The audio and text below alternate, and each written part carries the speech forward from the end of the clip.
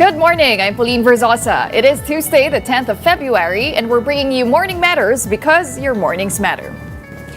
The House of Representatives received a third impeachment complaint targeting Vice President Sara Duterte, this time led by religious leaders and legal experts. The group argues that holding the Vice President accountable for anomalous expenditures is a moral obligation to the Filipino people. Senator Risa Ontiveros says she is open to all possibilities for 2028, including a bid for Malacanang under a unified opposition ticket. The senator reiterated that her primary goal is to present the strongest possible candidate against the current and former administration's allies. And authorities have launched a probe into disturbing videos showing alleged hazing and physical abuse involving police recruits in Lamitan, Basilan. At least 70 personnel have been relieved from their posts, while investigators verify claims of brutal welcome rites that left dozens of recruits injured.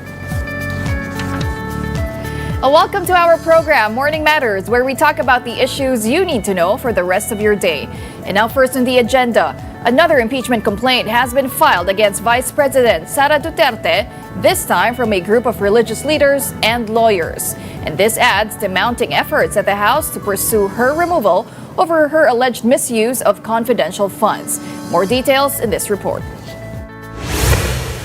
The third group to file an impeachment complaint against Vice President Sara Duterte arrived at the House of Representatives shortly past noon on Monday. The complainants are composed of priests, nuns, and lawyers, joined by ML Party List Representative Leila de Lima, who endorsed the complaint. Like the first two impeachment complaints, the filing cites culpable violation of the Constitution, betrayal of public trust, bribery, graft and corruption, and other high crimes as grounds to remove the Vice President from office. These stem from the alleged anomalous spending of 612 million pesos in confidential funds. Also included in the complaint is the testimony of the alleged bagman of Vice President Duterte, Ramil Madriaga, on the supposed misuse of the Vice President's confidential funds. She signed certification saying that she ordered how the millions of pesos would have to be the millions of pesos, how they should be spent. So we have everything. We have witnesses, we have documents to prove that the Vice President violated her oath. Ang usapin po ay hindi lamang political, hindi po kami mga politicians. We believe there is moral concern, and we pray that Congress impeach forthwith Vice President Sara Duterte for the cause of truth, even due process. Earlier, the House Secretary General transmitted the first two impeachment complaints to the office of House Speaker Boji D. These were endorsed by party-list groups from Makabayan Bloc, Mamamayang Liberal, and Akbayan. VP Sara responded in a video statement to the impeachment complaint endorsed by Akbayan, whose chairman emeritus is Senator Risa Ontiveros, a known critic of the Dutertes. Ilang ulit ng hayagang ipinahayag ng kanilang pinuno ang kanyang intensyong tumakbo sa pagkapangulo. Isang malinaw na indikasyon ng pampulitikang motibo sa likod ng kanilang mga hakbang. But Congresswoman Leila de Lima pushed back. Shallow yung kanyang magiging defense, legally speaking. Kaya doon na lang siya pumupuntirya sa political aspect of the whole case. I call it an extraneous argument, yung ganyan na mga pagtirada niya sa akbayan at kay Senator Risa Ontiveros. The Vice President also said the complaint endorsed by Akbayan allegedly lacks supporting evidence, but Akbayan dismissed the claim. Ano ba talaga, ate? Her video doesn't project confidence. Nangangamoy takot na tinatago sa bravado sa kabila ng napakaraming palusot. Ayaw at hindi pa rin niya maipaliwanag. Sino ba? Sina Mary Grace Piatos and friends. For her part, Vice President Duterte maintained that the Mary Grace Piatos issue has been repeatedly raised despite what she says are the results of investigations showing no direct violation in the use of confidential funds. Paulit-ulit nilang ibinandera ang isyung Mary Grace Piatos bilang umano'y bahid ng katiwalian.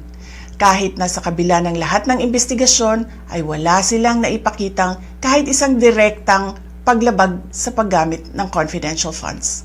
For News 5, I'm Marian Enriquez. We are One News. And now in other news, Senator Rodante Marcoleta has challenged Philippine Coast Guard spokesperson for the West Philippine Sea, Commodore J. Tariela, to a friendly debate. Marcoleta issued the challenge in response to Tariela's invitation for him to join a future maritime domain awareness flight to the Kalayaan Island Group. The invitation followed Marcoleta's remarks suggesting that the Kalayaan Island Group should be surrendered since it is not within the country's exclusive economic zone or EEZ. The senator has since said that his statement was taken out of context. In response to the debate challenge, Tariela said the Philippines stands on its territorial integrity and legal entitlements in the West Philippine Sea is clear and should not be subjected to public debate. Pakisabi niyo kay Commodore Tariela, kasama si Justice Carplo, and sino ba yung professor sa UP? Si Batong Bakal. Para sa isang friendly debate. Bago po yung pagpunta doon. Para sa ganun maayos natin, para sa kapakanan ng ating mga. And political pundit Ronald Llamas criticized senators who have failed to clearly express support for the 2016 arbitral ruling on the West Philippine Sea. In an interview on The Big Story, Llamas said it was disappointing that some senators remain unsupportive of the landmark ruling which upheld the Philippines' maritime rights under international law. He also hit back at Senator Alan Peter Cayetano after being labeled an oportunistang balimbing. Llamas denied having any conversation with Cayetano to arrange a meeting with the Chinese ambassador. He further stressed that he has been consistent in his stance on the West Philippine Sea issue, noting that he was among those who even helped lead the Philippines' arbitral case against China under the United Nations Convention on the Law of the Sea. Senator Cayetano disclosed that you are an oportunistang balimbing because your position on the West Philippine Sea, he claims, was very different from your position today. Did you ever change your stance? Ang galing naman ng mga senador mo dyan, Ses. Masyado naman nila ako pinapasikat. No? Mukhang nakatingin sa salamin si Senator Ambassador of Jesus Christ Alan Peter nung sinabi niya yung pagiging oportunista at pagiging balimbing. No? I've never changed my position. At medyo natawa ako doon sa sinabi niya na I was trying to convince him doon sa position ko para kumbinsihin si Pinoy na huwag magsampa ng kaso sa UNCLOS. Medyo nakakatawa yon. Dahil kung may kukunin ako na tao para kumbinsihin si Pinoy, baka hindi siya. Dahil siya yung bumalat kay Pinoy dati na si Pinoy daw ay abnoy. Publicly. Kaya hanggang pumalaw si Pinoy ay galit na galit sa kanya. Kaya dagdag pa dyan ay isa ako sa nag-lead nung case sa UNCLOS. At hindi ko alam kung nakita niyo yung pictures ay nandun ako sa harapan. Dun sa victory lap. We all know that. But he claims that you had arranged a meeting between him and the then Chinese ambassador? Well, hindi ako nag-arrange para sa kanya. Ako, kausap ko talaga yung Chinese ambassador dahil kasama sa trabaho ko yon as political affairs. No? At hindi lang yung Chinese ambassador, na mismo yung foreign minister, si Wang Yi, na-meet ko yan. As well as yung defense ministers ng Vietnam, asking them how they deal with China. Because they've been at war for 1,000 years. So, bahagi ng trabaho ko yan. To meet ambassadors, actually hanggang ngayon, ginagawa ko yan, and to meet foreign ministers. No, lalong-lalo na dito sa usapin ng West Philippine Sea. No, na nung panahon na yon ay nagsimula sa Scarborough. Malacanang, for its part, is standing firm on the country's claim over the Kalayaan Island Group and other territories in the West Philippine Sea. Palace Press Officer Undersecretary Claire Castro stressed that no part of Philippine territory will be surrendered to any foreign power. This comes after controversy sparked by remarks from Senator Rodante Marcoleta suggesting the Philippines could give up the island group. Comments he later said was just taken out of context, prompting reactions from government officials and maritime experts. Wala pong anumang bahagi ng teritoryo natin o anumang interes ang iso-surrender sa anumang foreign power. Pero dapat din po tayo maging tugma sa ating ipinapahayag. May kasabihan nga tayo, ang magtanim ng hangin, bagyo ang aanihin. Now don't go away, we will be back with more stories right after this break. Keep it here on One News.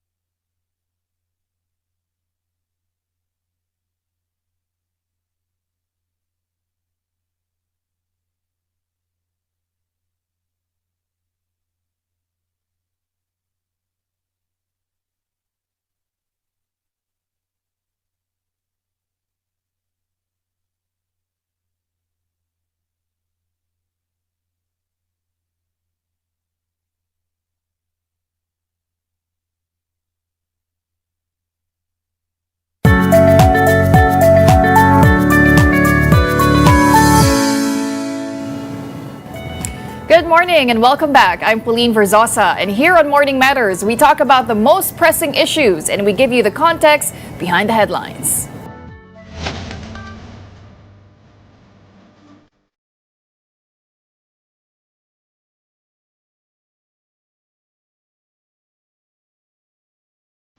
Senator Risa Ontiveros says she is open to running for president in the 2028 elections if chosen by the emerging united opposition. The senator said she is willing to take on any role, including a presidential bid, as long as it helps present the strongest and most credible candidate for the opposition bloc, which now includes members of the Liberal Party, Akbayan, and Mamamayang Liberal. Ontiveros, though, clarified that discussions on specific candidates are still premature, as the group is focusing first on unity and shared principles ahead of the 2028 race. I would be willing to take on any task na hiningi ng united opposition. Yun yung intention o desire ko na lalaban kami sa 2028 na mag-alok sa ating mamamayan ng pinaka-malakas at credible na kandidato. And to give us a clearer picture of the emerging political landscape ahead of 2028, we are now joined by political analyst, Professor Eric De Torres. Good morning, Professor. Thank you for being back here on Morning Matters. Good morning, Ms. Pauline, and to all the viewers of Morning Matters. Okay. Prof, before we talk about names and numbers, let's talk about timing first. It's only February 2026 and 2028 is still 2 years away. Pero gaano po ba ka-importante ang timing? And is now already the time for candidates to start sending out their feelers? Well, timing is everything in politics, Pauline. The way that we intend to look at it as such is that if you declare too early, you will, of course, opponents will get to prepare, and of course, looking at it as such as the lesson learned during the early candidacy of former Vice President Jojo Binay, wherein we could relatively see, and back then our experience or his experience of really the demolition job that surrounded his candidacy for the presidency by declaring too early. So really we can learn from this experience na talagang paghahandaan ang isang kandidato, lalo na from the two top posts, and especially for any presidentiable who would declare their candidacy too early for that matter. Okay, and yet we're already seeing some of the front runners as early as now, Professor, no? And of course, Vice President Sara Duterte is leading presidential preference polls. As far as WR numero, naglabas sila last year, no? And I think nasa 33% yung preferential rate ni VP Sara. But how should the public read these numbers at this stage? Would you say they're a real indicator of what we can expect in 2028? Well, two things, Pauline. First of all, the awareness of the people that candidly and with the public statement that VP Sara is really running for the presidency for 2028. So in terms of awareness, siya lang kasi yung nasa isipan ng mga tao na mayroon talagang choice sila. For that matter, wala pang nagde-declare na clear, let's say, as compared to other candidates who really declared openly and publicly that they are running for the presidency for 2028. So this time around, hindi rin din naman clear na sinabi ni Senator Risa, for example, na she will be running for presidency. Ang statement niya was she's ready for whatever task, but she did not in any way declared na I will be running for president for 2028. So, pwede nating i-interpret yung numbers na mataas kasi siya yung may preference-wise, siya yung alam na aware yung mga tao whose statement na will be running for presidency for 2028. And Professor Eric, may factor din ba dyan yung unity team as we know nung 2022 elections, 'di ba? Alam naman ng publiko na parang nagkasundo ang Marcos at Duterte na mauuna muna ang mga Marcos and then susunod ang Duterte clan, ang family. Although alam naman natin nagkahiwalay na, no? Nabuwag na itong unity team. And is that even strengthening the bid of Vice President Sara Duterte for the presidency? Well, we could see that in the unity team back then, 2022, the solid numbers of really the strategic alliance of both of these families. Yun nga yung na-observe ng mga analysts na talagang solid north at saka solid south nagsama talaga at nagbigayan sila ng boto. Makikita natin dun sa turnout ng number of votes na nakuha ng presidente at saka ng vice-presidente. This time around, it's very much different because wala ng alliance. Talagang completely, we could say na talagang yung awayan or yung hidwaan sa kanilang pamilya ay talagang mabigat. But it seems that the solid South is there for VP Sara. So strategically, if I'm to get the numbers, we just have to look at to solidify the Mindanao and Visayas and get some percentage in the north, and mathematically you can still win because consistently we could say that the numbers of VP Sara is consistent in Mindanao as well as some parts basically of the Visayas. So all I have to do basically is to get a certain percentage from the north and mathematically I could win, and that would also depend on the number of candidates who will be running for presidency.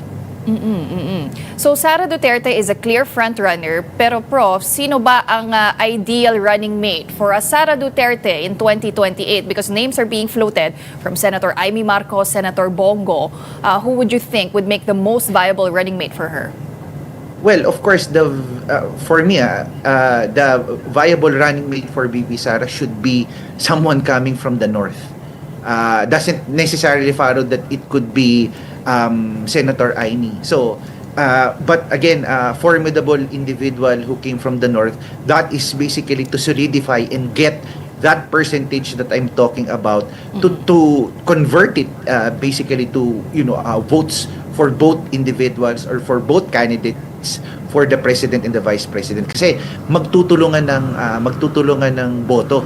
Pwedeng buhatin ni VP Sara kung sino man yung manggagaling sa norte na yun at i-transfer yung votes ng south to that person, and that person naman can eventually convert his numbers to VP Sara for the north. So ako, strategically, I would be getting someone who's either popular or a formidable candidate coming from the north, or specifically bailiwick coming from Metro Manila. And that leaves us to the next question. Who would be a worthy opponent for Sara Duterte if she runs for the presidency? Sino yung magiging formidable opponent sa kanya? So the opposition hasn't declared a standard bearer just yet, but you have Senators Risa Ontiveros and Bam Aquino already confirming that they are in talks with the former Vice President Leni Robredo, although hindi pa talaga sinasabi, Professor, kung sino yung magiging kandidato ng opposition. But first, let's discuss ano ba dapat ginagawa ng united opposition at this point? Is that focusing on unifying themselves, on the narrative, or should they be rallying already at this point behind a specific candidate? Well, at this juncture, we could observe that they are already consolidating. But I think it's also a strategy on the part of the opposition to just float names. But really, I think they're still in the final, in my guess, in my observation, they're still in the final stage of basically preparing who will really run as the opposition candidate for 2028. That's my assessment, because if you again declare too early, with all possible narratives that can be attacked, that can be used as an attack to a particular candidate, mapaghahandaan talaga. Another formidable, and I think this one is a dark horse beyond the table or beyond the choices of Duterte, and for example coming from an opposition, would be the rise of Raffy Tulfo. Raffy Tulfo is basically would end his term as a senator for 2028. By 2028, he could either run for a higher office or seek re-election. If he run for higher office, I think for a vice president, he could be a formidable VP candidate that would be in tandem for either opposition or for either the Dutertes, because he has a solid following basically, and the market votes of Raffy Tulfo is very much steady. But of course, he could also think of running and go for the presidency. So who knows? I think for these people talagang, and for these individuals and for these politicians, talagang wait and see at nagpapakiramdaman pa. Masyado pang 2026 is very crucial and critical, because we could observe the polarization na talagang clear yung distinction ng lines of alliances of politics as we end this year, and come 2027 klaro na yan, at tapos na ang positioning nitong 2026 by end of this year. So yun, makikita natin talaga, but I think more important, we also have to be ready and be observant in terms of the impeachment of VP Sara. Right now, hindi pa nakasalang pa yan, pagdidesisyonan pa, and in any eventuality na umakyat yan sa Kamara, umakyat yan sa Senado at lumusot sa Kamara, it's going to be a game changer in terms of the decision of what will be the decision of the upper chamber, and if VP Sara will now be another scenario if hindi talaga siya po pwedeng makatakbo because of the impeachment. game changer siya in terms of candidates really at the forefront running for the presidency. Okay, but Professor, what about Senator Risa Ontiveros? She did say that she is open and willing to run for president in 2028, but she also did clarify she's prepared to take on whatever role the opposition entrusts to her. Would Senator Risa Ontiveros make a viable national contender for presidency in 2028 should she emerge as the opposition's choice? Well, of course, she's surrounded by, what do you call this? Controversies as well.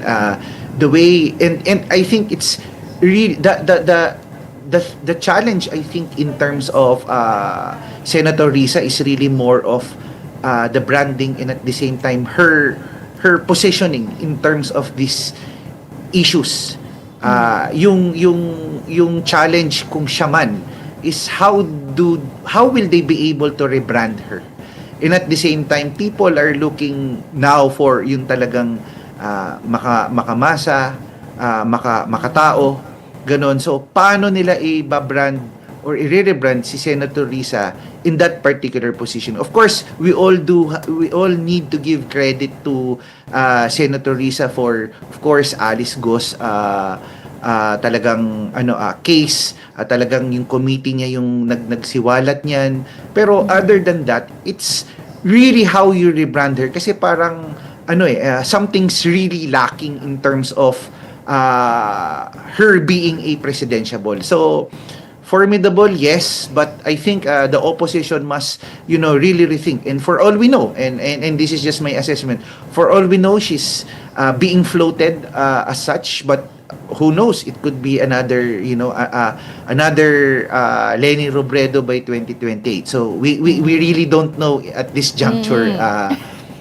Aileen. Maaga pa, Prof, kahit 2 years away na lang ang 2028. But then you also have the likes of DILG Secretary John Vic Remulla giving away feelers. He didn't really explicitly say na tatakbo siya, although he did say na he won't run without the endorsement of President Bongbong Marcos. At this point, gaano po ba kahalaga pa ang endorsement ng Marcos brand, pati na rin yung political machinery ng administrasyon? Well, the machinery is always there. It's of course there's this saying there's the rule of the equity of the incumbent. However, with the continuous, of course, pagbaba ng trust rating at saka approval rating ng ating Pangulo, mahihirapan yung kanyang i-endorso. But of course, maaga pa naman, pwede pa nating sabihin na they could turn this around in terms of really hyping up and ensuring the accountability measures of the flood control scandal and really improving the economy. But 2 years is actually very short. So tingin ko in terms of the political capital, the numbers of the president will either be, if they would run it again, would either be neutral or slightly na bababa in terms of the percentage. Bababa siguro, I don't know.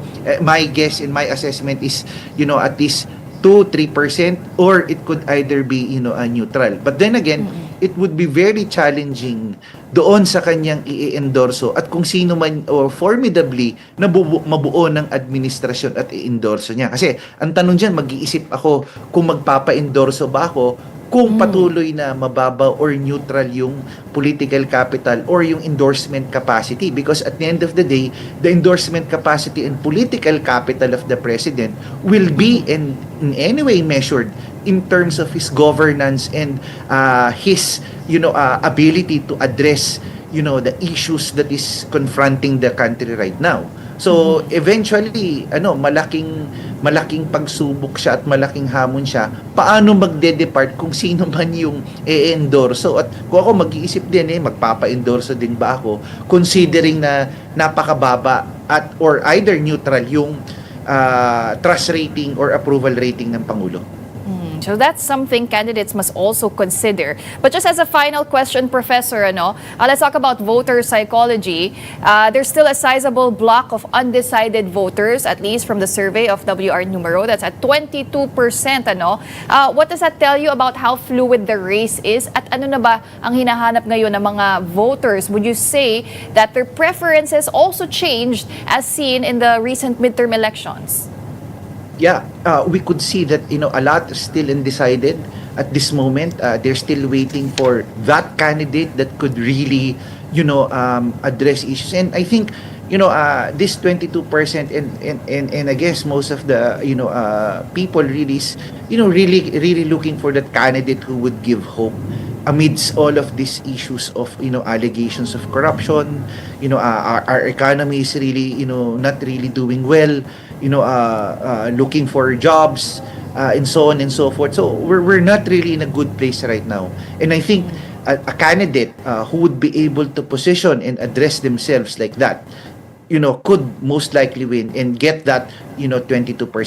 At the end of the day, Kairing, it's really more of the targeting and really positioning yourself as the alternative of this basically candidates, either a Duterte or coming from the administration. Right now, it's a battle of narrative and positioning, good positioning, and at the same time the right branding, or if you may, rebranding on the part of the candidate, so that you be able to target that 22%. And by the way, a part of this is really looking at the youth sector or the youth votes, which I think in 2028 is going to be a game changer, not just at the local but as well as the national level of elections. All right, well, we're gonna leave that there. Mahaba-haba pa rin to. Marami pa po tayong aabangan. But for now, thank you very much for sharing your insights with us. That was political analyst Professor Eric De Torres. Thank you. Now do stay tuned. Morning Matters. We'll be back after this short break. Keep it here.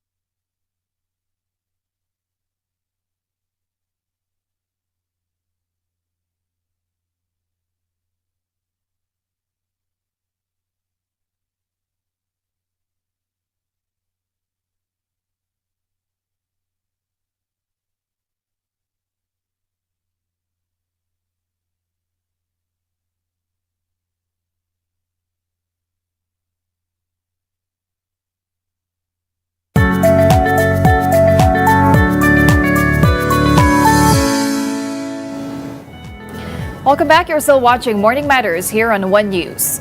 The Justice Department assured the public that all cases related to the flood control issue are moving along. DOJ spokesperson Attorney Polo Martinez told Storycon that 3 cases involving a sitting senator are part of a batch already submitted for resolution, while a separate plunder complaint against another lawmaker is now under preliminary investigation with hearings ongoing. Timelines vary per case depending on filing dates and pending motions. What I can say is, as we've said before in the department, is that as soon as a complaint is lodged with the DOJ, we're working with a time frame. That time frame is 60 days. extendable by another 30 days. And in other news, eNet Philippines, a civil society network advocating education reforms, has welcomed Congress's adoption of the National Education and Workforce Development Plan 2026 to 2035. The group described the 10-year plan as a key framework to ensure policy continuity beyond political cycles and a coordinated long-term approach to education. It also praised the plan's focus on early childhood nutrition and education, interagency coordination, and sustained public investment. At the same time, eNet emphasized the need for safeguards to ensure reforms are inclusive and effective. The group also added that the plan can only become a true milestone for equitable and democratic education if its implementation is participatory, rights-driven, and accountable, supported by a strong, well-resourced public education system. And now to talk more about the new 10-year education plan, we are now joined by Serafin Molina, the National President of Teachers Inc. and a member of eNet Philippines' Education Cluster. Good morning, Serafin. Thank you for being here on Morning Matters. Good morning. Thank you, Ma'am Pao, for this very important interview. Ayan. Okay, so before we discuss this 10-year education plan, let's get to know eNet Philippines first. Explain to us what you guys do and who you represent. eNet Philippines is short for Civil Society Network for Education Reforms. No, it's a national coalition of civil society organization or CSO focused on transforming Philippine education system. So it acts as policy advocacy network that one advocates for education reforms to make education more equitable, inclusive, and of higher quality. And it also works with government, communities, school, NGOs, and other stakeholders to influence education policy and practice. Also, it helps develop to promote alternative learning system to reach marginalized and excluded groups who might not be served by traditional schooling. It also engaged in budgetary advocacy, pressing for stronger investment in public education, including budget for learners with disability, alternative learning programs, and other specialized education initiatives. So usually, eNet is represented by, it's not a standalone charity or school, no? It's a network of civil society or organization that come together around shared goals in education. Specifically, it represents 100 members of the CSO of the Philippines that focus on education and community development and acts on behalf of the marginalized, excluded, and vulnerable sectors or the MEBs, groups who are often left behind by mainstream education system. Oh, yun po. eNet Philippines is a civil society coalition that pushes for fair, inclusive, quality education, especially for those who are often overlooked, and represents a broad range of community and advocacy organizations working together to shape education policy and investment across the Philippines. So it's really the coming together of different sectors, no, Serafin? And it's very important because we are in the midst of an education crisis here in the Philippines. Alam naman natin yan lahat, ano? And now, eNet has called for the government for a whole-of-government approach in implementing this 10-year education plan. Tell us, how important ba is this 10-year education plan and how would it look like in practice? This is very important. It's because as a result of the EDCOM2 report that we have what we know as the learning crisis, no? So we just came from the pandemic, and as a result of that pandemic, no, ang daming mga learning gaps, no, nagkaroon ng shift from the usual classroom to online, which is not the usual thing that the DepEd is doing, no? So the creation of a 10-year plan will really matter for the next 10 years kasi from this point, no, we have seen the result of the EDCOM2 report, no, na talagang may malala tayong learning crisis, no, and masyadong hindi yun magandang paningin para sa atin naman na nasa education sectors. It's because yung ating mga bata, no, na tinitrain ngayon will not become too effective also in the future. Yun. And this EDCOM report really exposed a lot of the weaknesses in our education Yes. system, Serafin. I think the most alarming data there was that a lot of our students are functionally illiterate. After grade 3, hirap na sila sumabay sa curriculum. But for you, what would you say are areas that need the most urgent attention? Is it sa teachers, sa classrooms, or sa curriculum? Nako, lahat yan ay salik ng importansya ng ano. In terms of the teachers kasi after the pandemic may mga may dynamics na kailangang mabuo for the teacher to become effective. So most of the time itong pumasok tayo sa after ng post-pandemic marami tayong mga tinatawag na new priority concern.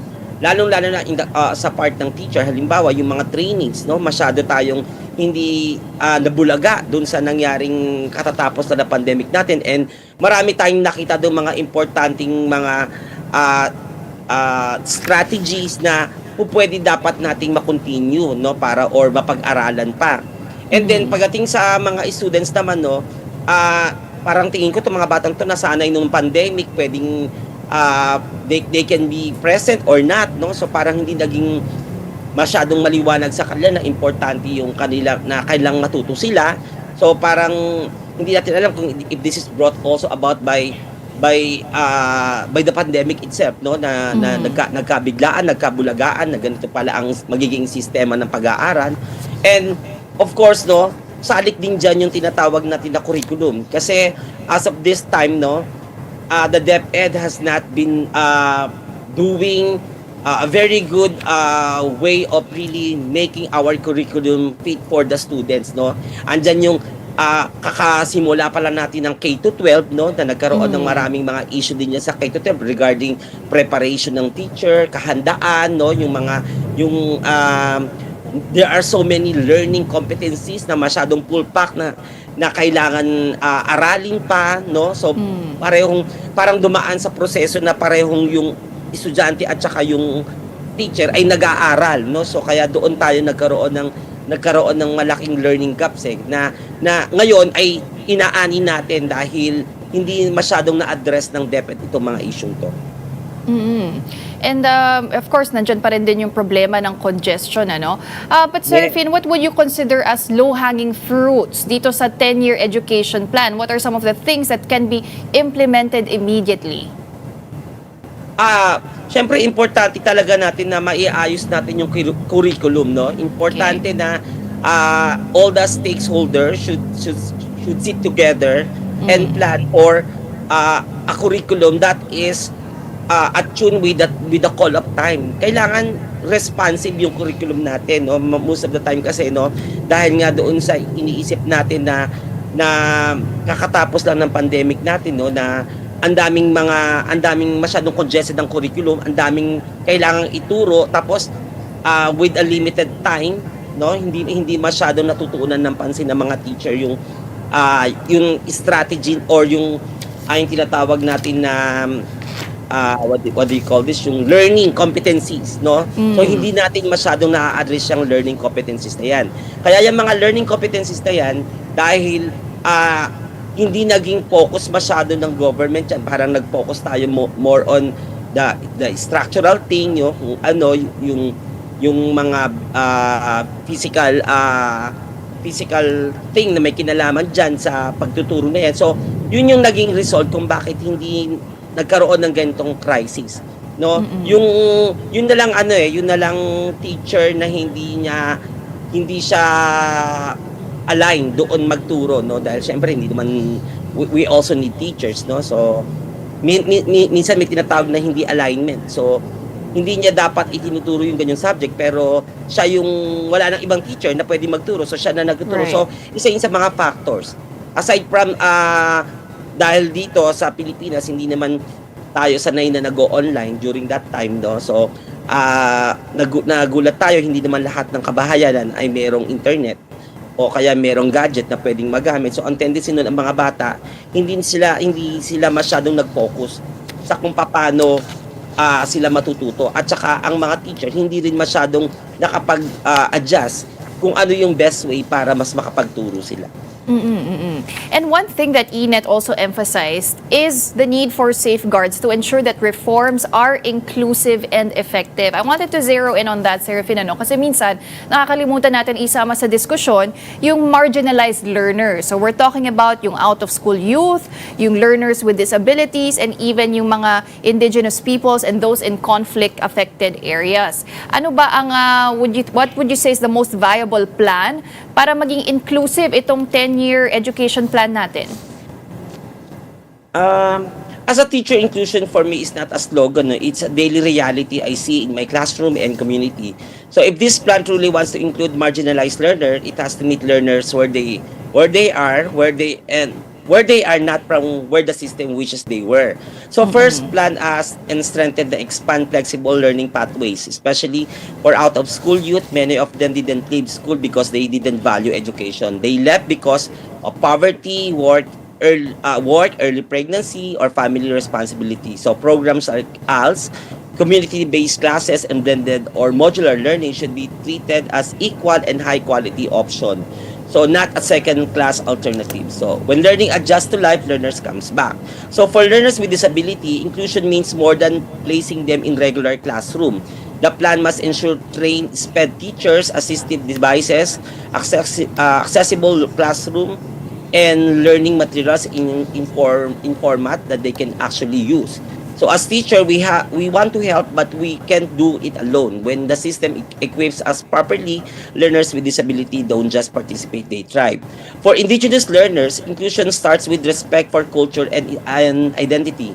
So the plan should support mother tongue instruction, culturally relevant lesson, and partnership with IP elders and leaders. So when learners see their language, history, and values reflect in school, education stop feeling foreign and start feeling like it belongs to them. So in conflict affected and disasters prone area, the priority should be safe, continuous, and trauma-informed learning. So that means mobile teachers, temporary learning spaces, psychosocial support, and coordination with local communities. Learning should not stop because of violence or crisis. Sometimes school is not the only safe space as a child has. So most importantly, the plan must invest in teachers on the ground, teachers on the bridge between policy and learners. So if we are trained, supported, and listen, so we can adapt lessons, stop learning risks, and respond with compassion and creativity. So for me, effective inclusion happens when the plan does three things. One, it brings education closer to communities. Two, removes barriers instead of blaming learners. And three, trust teachers as partners in reform. All right. Well, we are joining you in this call for reforms in our education system, and hopefully this will become successful 10 years later, and we will hold our government officials accountable to that. But for now, thank you very much for your time and for sharing your insights with us. I was Serafin Molina, National President of Teachers Inc. Thank you. Thank you.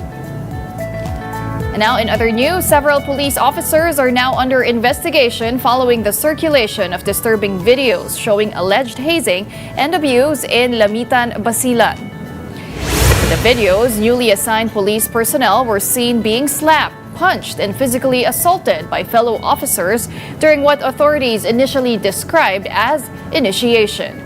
The National Police says more than 100 officers have complained of abuse, with at least 30 undergoing medical examination for injuries.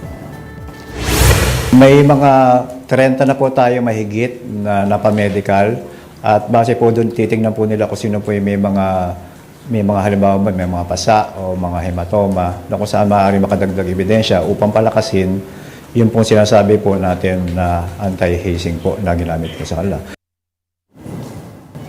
The PNP reiterated its zero-tolerance policy against hazing, warning that those found responsible will face both criminal and administrative charges. The Napolcom Bangsamoro Regional Office has also launched its own investigation, stressing that hazing is illegal and will not be tolerated within the police organization. Zero tolerance din po ang Philippine National Police kaugnay po ng mga hazing sa training at sa mga welcome rights. At sinasabi po ng ating PNP na mananagot, kriminal at administratibo ang lahat ng mga mapapatunayan. Well, meanwhile, a recent survey by Okta Research found that a majority of Filipinos trust the national government to handle the country's problems. Conducted from December 3 to 11 last year, the survey showed that 55% of adult Filipinos have confidence in the government's ability to address national issues, while 20% disagreed and 25% were undecided. Trust varied by region, with the Visayas recording the highest at 68%, followed by Mindanao at 58%, and both Balance Luzon and the National Capital Region at 49%. The survey involved face-to-face interviews with 1,200 adult Filipinos. Now don't go away, we still have more matters to discuss right after this break. Keep it here on One News.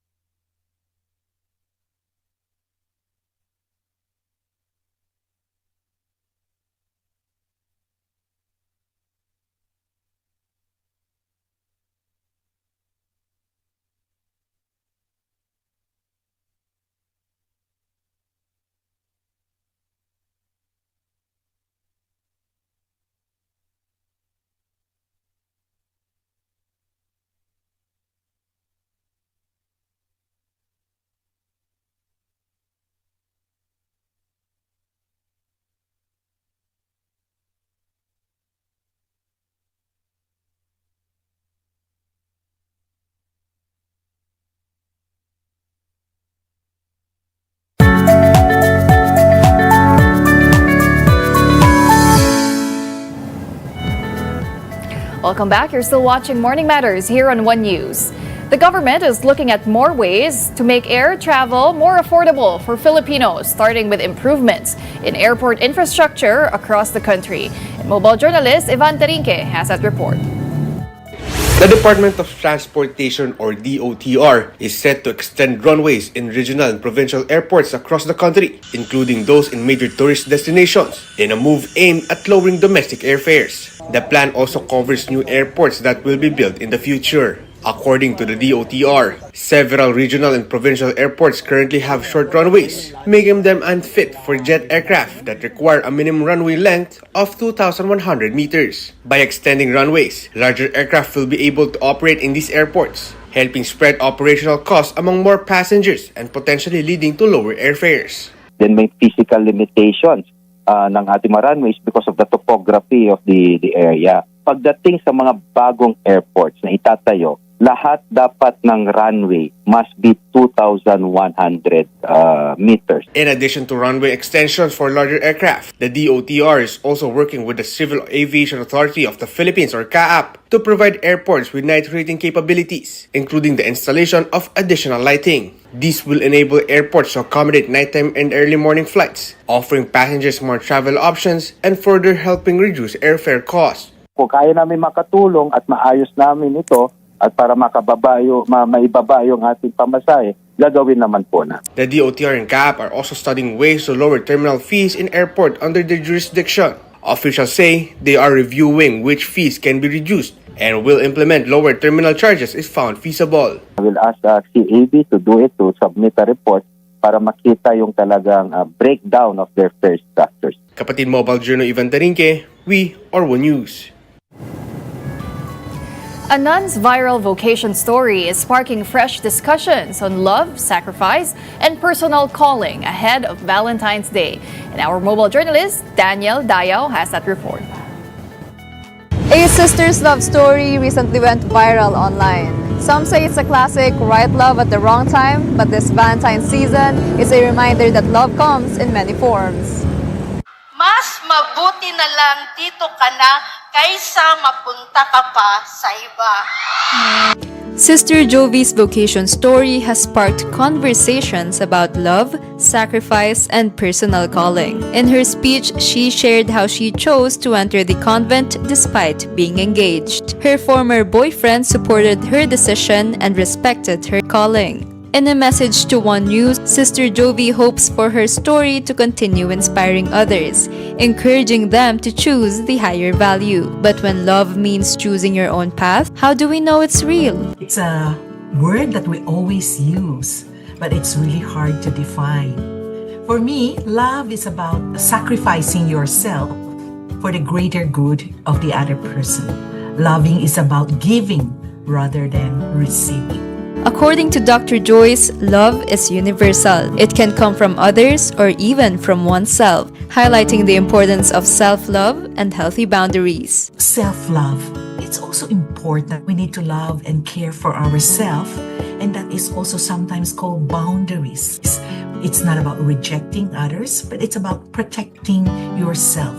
Inspired by Sister Jovi's story, we asked Filipinos how they navigate love and whether they ever had to choose between loving someone or themselves. 7 years ago, doon nag-start yung relationship namin.